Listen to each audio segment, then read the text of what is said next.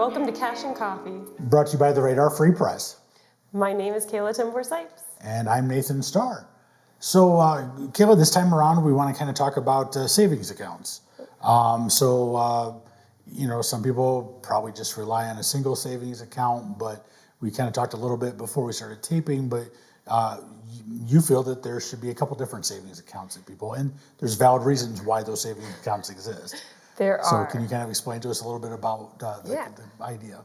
There's 3 different types of savings accounts you should have. You should have your personal savings account, your emergency fund savings account, and your retirement fund. Mm-hmm. So your first one's your personal savings. That's where you're going to put those sinking funds in. Any of that money is going to go in that personal savings. I like to keep it in your bank, your local bank that you have your checking account connected to. That way, when you need those funds, you can just transfer it over. It transfers over right away.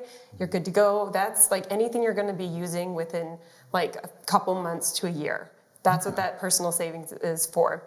And that's about 1/3 of what your savings should be. And then you're going to have that emergency fund savings. That's going to be about the other 2/3, and that's going to be in a high yield savings account. That way, and it's something you're not usually touching. That's just for emergencies. Yeah. So it's something that you want a little further away from you. Yeah. So it's more of like a safety net. Not And so if it's easy access, then you'll take it out right away. So we want something that's harder to get to. So a high yield savings account on an online bank, you could use a CD even if it's something that you're using like 5 years, 10 years, and that's going to be your emergency fund. And then that's the 3 to 6 months of expenses that we've been talking about. That will be in your emergency fund. And then you have your retirement account, which of course you can't touch until retirement. At least that's the goal. So that's going to be in your 401k, your IRAs, your stocks and mutual funds. That's going to be that retirement account that we're not going to touch. So 3 different types of accounts that you want to keep your funds in. Something that's really close that you can get to right away if something happens. Right. Something a little further away, and then something really that you really don't want to touch.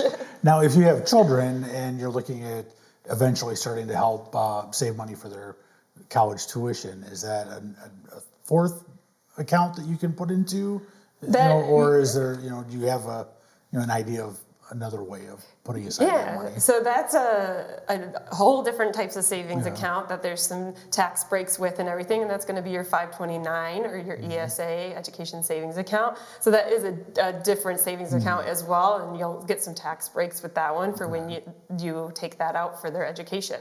Yeah. Okay.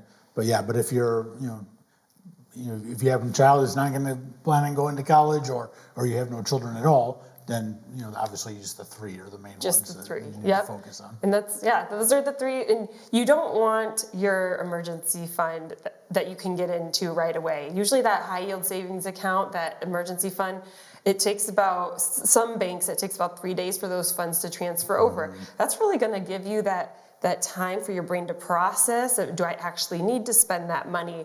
And it's just one more step for you to behave with your money. Yeah. I'll just say that.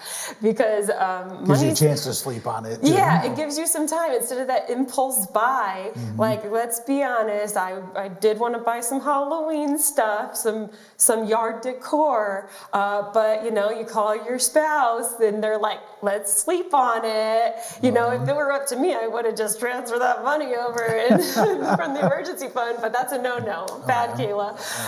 But talking with your spouse and having that good relationship to communicate about money is so important. So having that emergency fund at a different bank made me think before I actually transfer the money, and then it's like it takes 3 days to transfer. So even if I wanted to buy it the next day, I still had to be patient, which is also another big thing with finances. Is a lot of times if you're patient, sometimes the things you want just end up showing up in your life. Yeah. Like, it's crazy, like how that happens.